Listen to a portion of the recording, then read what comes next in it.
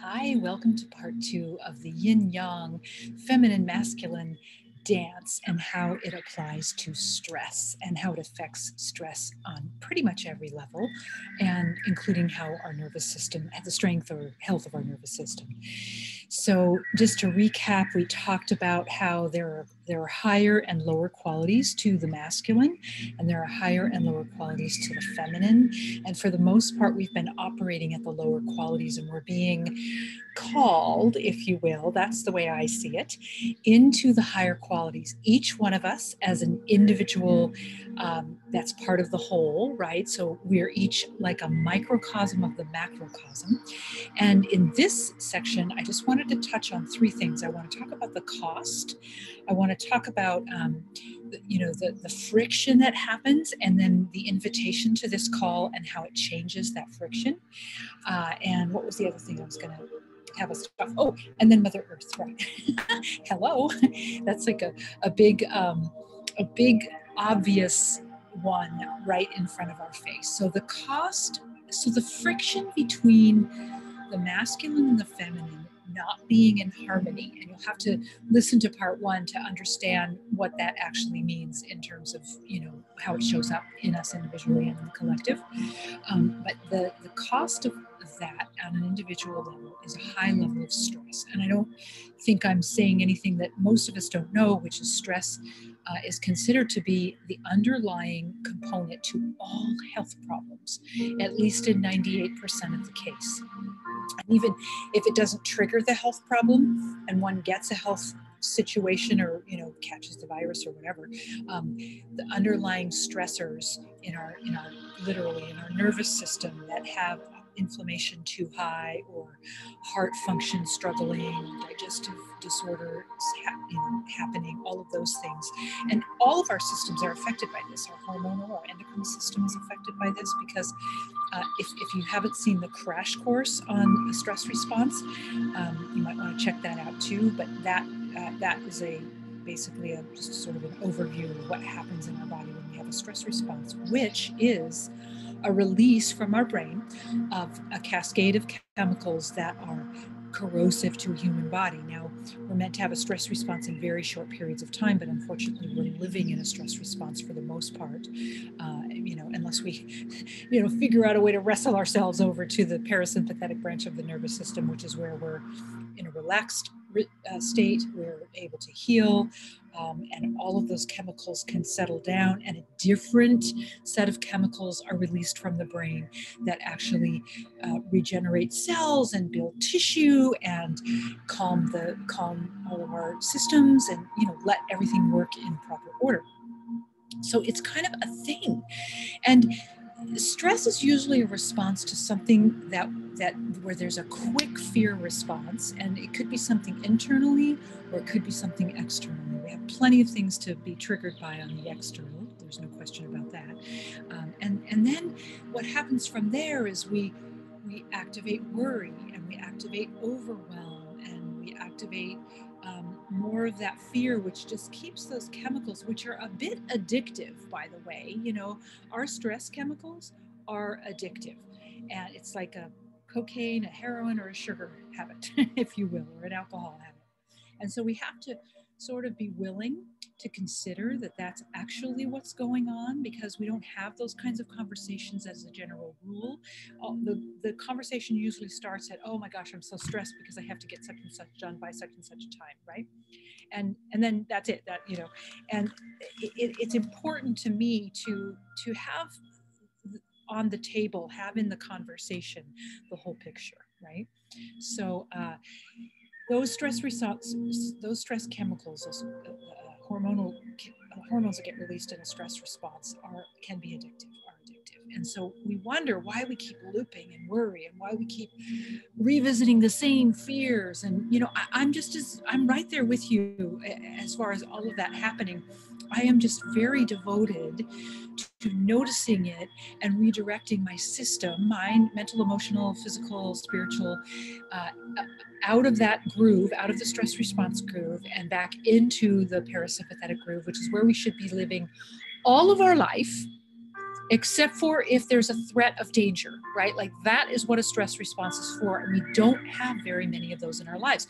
We don't have tigers chasing us.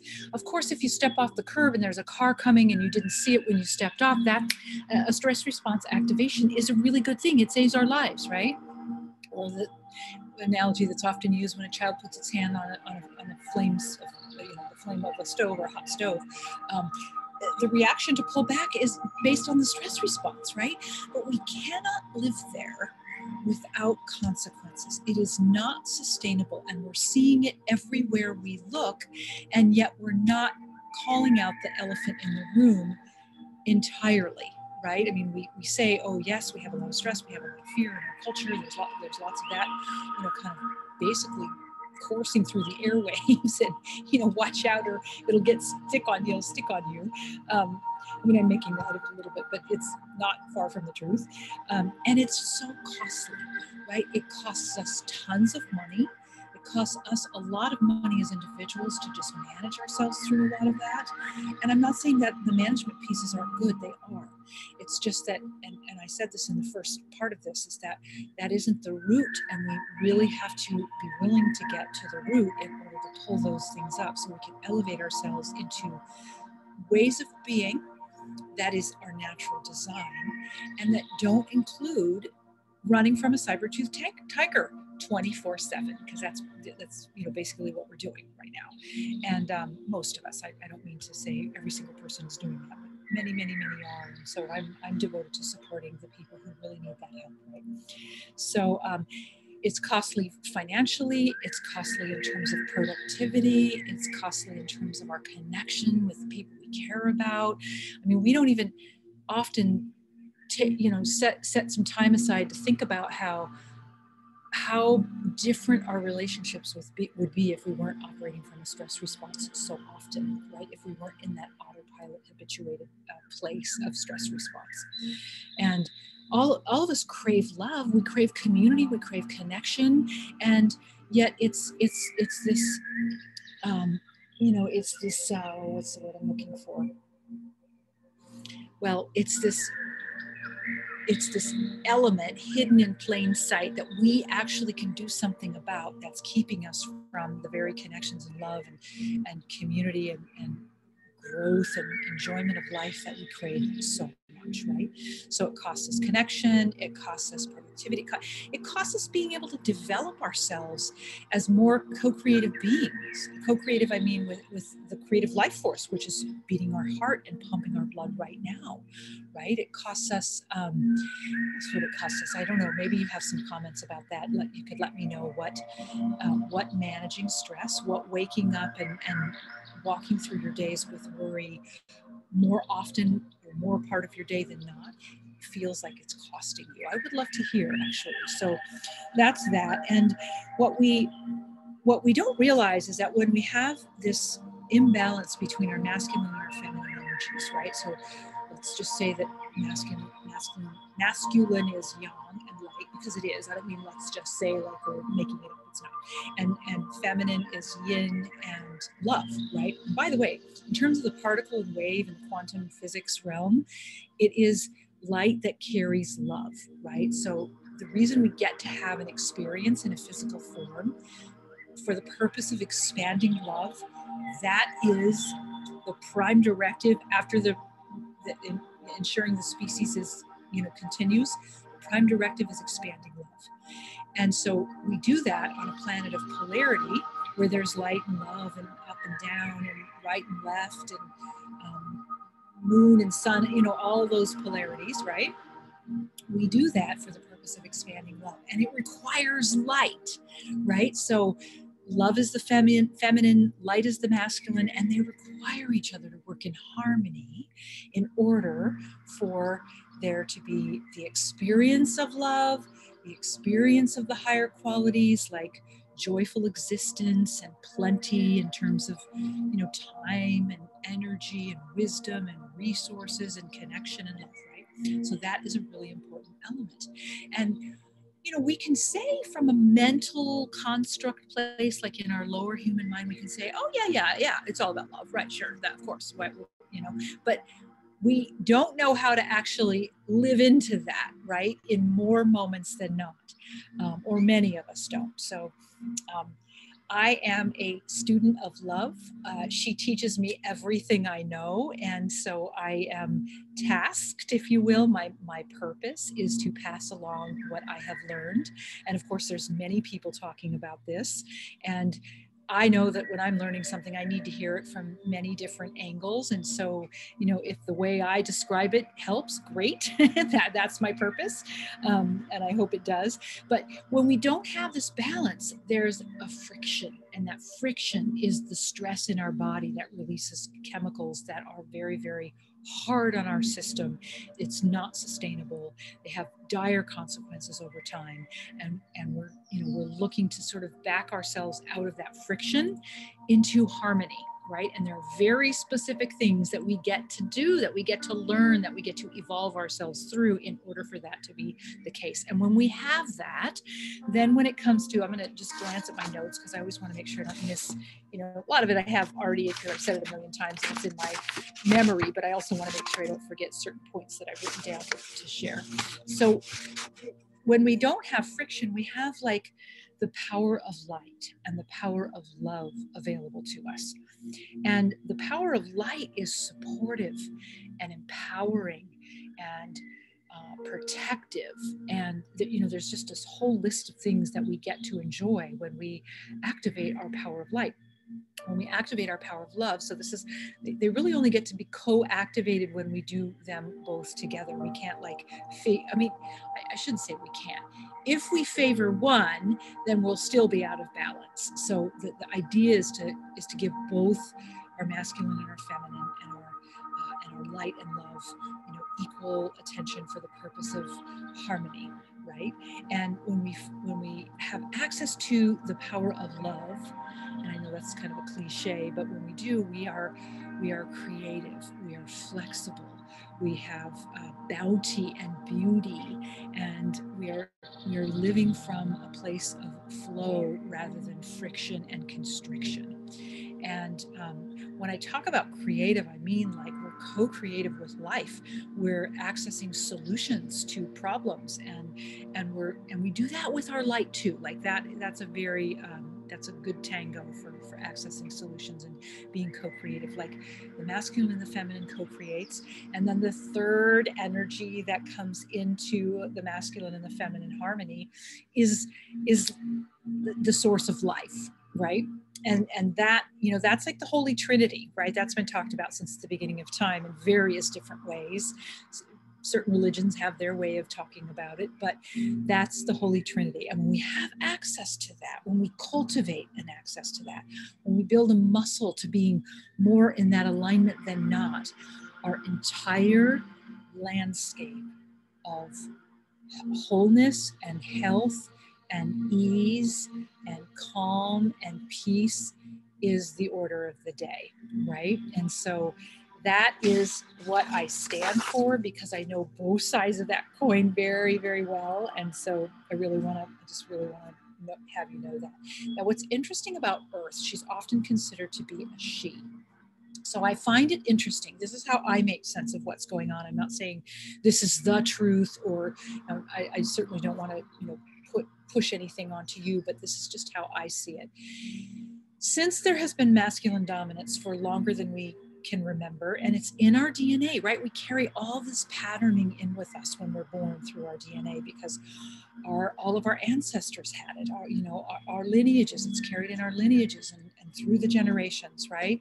So whether you're a past life person or not, that part really doesn't matter, because it's literally carried in the lineage of our DNA. And so we know that generations past, you know, there were certain things that were pressed down, except for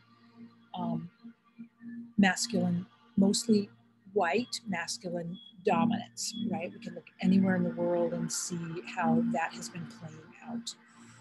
The Earth being a planet of nurturance and the feminine and bounty and all of the things that are more representative of the feminine, it is being pressed down and made not given full empowerment and made sort of to be less important than other things, according to the low um, the low expression of the masculine, right? And so part of how I see this like save the planet thing, and it happens to be Earth Day that I'm recording this. That's so cool. I just realized that. Oh, cool. Oh, that's beautiful. The way we save the planet is by balancing ourselves inside at this level of masculine and feminine, so that we have co-creative capacities, and from that place we make different choices when it comes to the health of the earth. We also elect different types of people into office based on our own balance, right? When we're operating from fear and disharmony and out of balance, masculine and feminine, we don't necessarily make the same choices. That we make choices at the level of that energetic frequency. When we change our frequency, we have a different level of harmony, we have a different level of balance between our own masculine and feminine, and we're more centered in calm and peace and less so in fear and anxiety and stress.